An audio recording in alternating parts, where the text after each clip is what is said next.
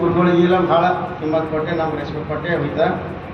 ನಮ್ಮ ರಾಜಕೀಯಲ್ಲಿ ಮುಂದಿನ ದಿನಮಾನದಲ್ಲಿ ಅವ್ರನ್ನು ಕೂಡ ನಿಮ್ಮ ಮುಂದೆ ಅರೆಸ್ಟ್ ಮಾಡಿ ಜೈಲಿಗೆ ಕಳಿಸುವಂತ ಏಕೈಕ ಪಕ್ಷ ಅಂದ್ರೆ ಇದು ಆಮ್ ಆದ್ಮಿ ಪಕ್ಷ. ಮುಂದೆ ಹೇಳಕ್ಕೆ ಇಚ್ಛೆ ಪಡ್ತೀನಿ ಅಂತ ಹೇಳಿ.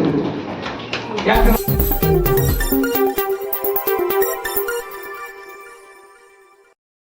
शहर बीदर के न्यू आदर्श कॉलोनी में हुई आम आदमी पार्टी ऑफिस की शुरुआत। उद्घाटन पर पहुंचे उत्तर कर्नाटका इंचार्ज अर्जुन हलगे गौडरू, जिला अध्यक्ष सिद्धू फुलारी, उपाध्यक्ष राजकुमार एन पाटिल भी उद्घाटन के समय अर्जुन हलगे गौडरू के साथ नजर आए।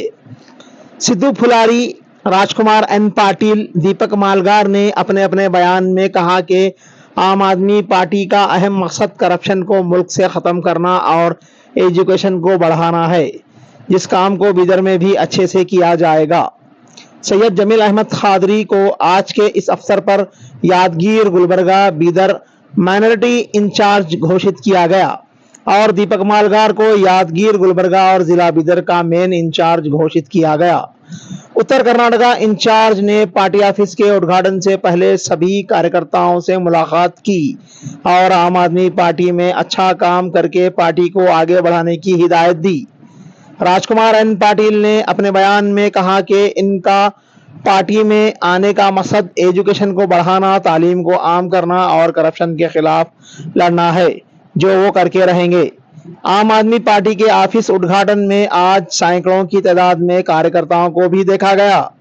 बीदर से पब्लिक 7 न्यूज के संवाददाता मोहम्मद जमान की रिपोर्ट, कैमरामैन अनवर पटेल के साथ। ಯಾವ ಆಫೀಸ್ನಾಗ ಲಂಚ್ ಇಲ್ಲದ ಕೆಲಸ ಮಾಡಿಸಿದ ದಯವಿಟ್ಟು ಕೈ ಎತ್ತಿ.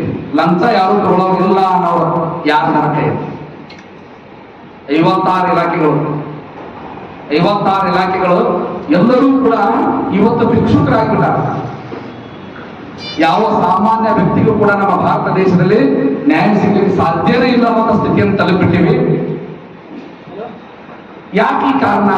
ಈ ಅಧಿಕಾರಿಗಳು ಯಾಕೆ ಇಷ್ಟು ಲಂಚ ಅಂತಾರ? ಇವಾಗ ಏನಾರ ಪಗಾರ ಐತೆ ಇಲ್ಲೋ? ಇದನ್ನು ಸ್ವಲ್ಪ ಹಿನ್ನೆಲೆ ಹೋದಾಗ ನಮ್ಮ ಕರ್ನಾಟಕ ರಾಜ್ಯದ ಬಜೆಟ್ ಅನ್ನು ತೆಗೆದ ದಯವಿಟ್ಟು ಕ್ರೋಮ್ ಗೂಗಲ್ನಲ್ಲಿ ಓಪನ್ ಮಾಡ್ರಿ ಯುವಕರೇ, ಚೆಕ್ ಮಾಡ್ರಿ. 2025-26 ಬಜೆಟ್ ಅನ್ನು ನೀವು ಚೆಕ್ ಮಾಡ್ರಿ. ಕರ್ನಾಟಕ ರಾಜ್ಯದಲ್ಲಿ 4,71,000 ಕೋಟಿ ರೂಪಾಯಿ ಹಣವನ್ನ ನಾವು ಕೇವಲ ರಾಜ್ಯ ಸರ್ಕಾರಕ್ಕೆ ತೆರಿಗೆ ರೂಪದಲ್ಲಿ ಕೊಡ್ತಾ ಇದ್ದೀವಿ. ಯಾಕಂದ್ರೆ ಕಾಯಿಗಳು ಭಾಳ ಕಿಮ್ಮತ್ತು ಕೊಡ್ಕೊಂಡು ಹಿಡಿದವರು ಸಂಸ್ಕಾರ ಪದ್ಧತಿ ಎಲ್ಲೋದ್ರ ಬೆಲೆ ಅದ. ಆಮೇಲೆ ಗುರುಗಳಿಗೆಲ್ಲ ಭಾಳ ಕಿಮ್ಮತ್ತು ಕೊಟ್ಟೆ, ನಮ್ಗೆ ರೆಸ್ಪೆಕ್ಟ್ ಕೊಟ್ಟೆ ಹೋಯ್ತು. ನಮ್ಮ ರಾಜಕೀಯಲ್ಲಿ ಮುಂದಿನ ದಿನಮಾನದಲ್ಲಿ ರಾಜಕೀಯವನ್ನು ಸುಧಾರಿಸಬೇಕಾದ್ರೆ ಕಾರ್ಯಕರ್ತರೇ ಕಾರಣ. ಎಲ್ಲಿ ನಾವು ಕಾರ್ಯಕರ್ತರು ನಿಷ್ಠೆವಂತ ಆಗಿಲ್ಲ, ಗಟ್ಟಿ ಆಗಿಲ್ಲ ಅಂದ್ರೆ ಒಂದು ಅಭ್ಯರ್ಥಿ ಬೆಳಿಲಿಕ್ಕೆ ಸಾಧ್ಯ ಇಲ್ಲ. ಒಂದು ಪಾರ್ಟಿ ಬೆಳಿಬೇಕಾದ್ರೆ ನಮ್ಮ ಗಂಡಿ ಮಾತ್ರ ಫಿಟ್ ಹಾಕ್ಬೇಕಾಗ್ತದೆ, ಗಂಡಿ ಕಟ್ಟಬೇಕಾಗ್ತದೆ. बोलो भारत माता की।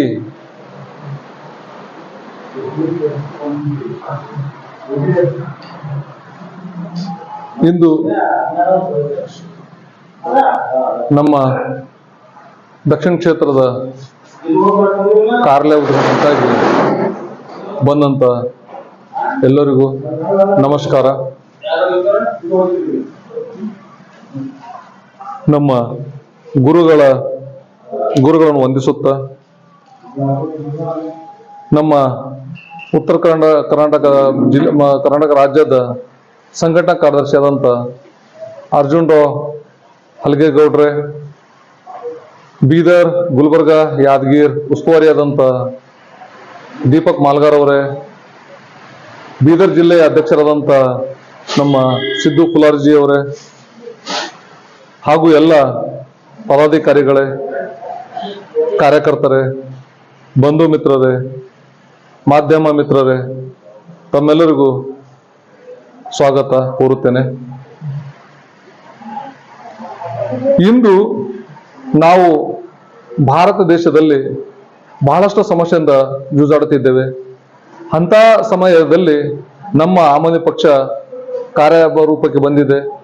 ನಮ್ಮ ಪಕ್ಷದಿಂದ ನಾವು ನಮ್ಮ ದೇಶವನ್ನು ಒಳ್ಳೆ ರೀತಿಯಿಂದ ಕಟ್ಟಬಹುದೆಂದು ಅನಿಸುತ್ತದೆ.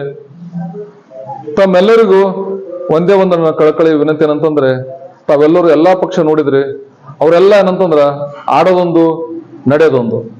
ಆದ್ರೆ ನಮ್ಮ ಪಕ್ಷ ದಿಲ್ಲಿಯೊಳಗ ಅರವಿಂದ್ ಕೇಜ್ರಿವಾಲ್ ಅವರು ಏನಂದಾರೋ ಅದು ಮಾಡಿ ತೋರಿಸಿದಾರ. 14 ಒಂದು ದಿಲ್ಲಿದ ಹೋಗಿದ್ರು ಭಾಷಣ ಮಾಡಕ್ಕೆ. ಅಲ್ಲೋ ಫಸ್ಟ್ ನಾವು ಅರವಿಂದ್ ಕೇಜ್ರಿವಾಲ್ ಅವರು ಒಂದು ಏನು ಮುಖ್ಯಮಂತ್ರಿ ಇದ್ದಲ್ಲಿ ಏನಿದ್ದಿಲ್ಲ, ಹಿಂಗೆ ಅಲ್ಲೊಂದು ಮೀಟಿಂಗ್ ಹೋಗೋದು ಜಸ್ಟ್ ಒಂದು 8 ಜನ ಕುಂತಿರು. ಆ 8 ಜನ ಕುಂತ ನಮಗೇನು ಅನಿಸಿದೆ, ಇಷ್ಟಿಷ್ಟು ಸಣ್ಣ ಇರ್ಲಿಕ್ಕೆ 8 ಜನ ಇದ್ದಾರೆ, ಇದನ್ನ ನಾವು ಹಾಂಗೆ ಪಕ್ಷ ಮಾಡ್ಬೋದು, ಹಾಂಗೆ ಸರ್ಕಾರ ಆಗ್ಬೋದು ಅಂತ ಆ ಟೈಮ್ದಾಗ ಅನಿಸಿಲ್ಲ. ಬಟ್ ಯಾವಾಗ ರಿಸಲ್ಟ್ ಬಂದು ನೋಡ್ರಿ, ಅವಾಗ ನಮ್ದು ಆಮ್ ಆದ್ಮಿ ಪಾರ್ಟಿ ಸರ್ಕಾರ ಆಗಿತ್ತು. ಅಂದ್ರೆ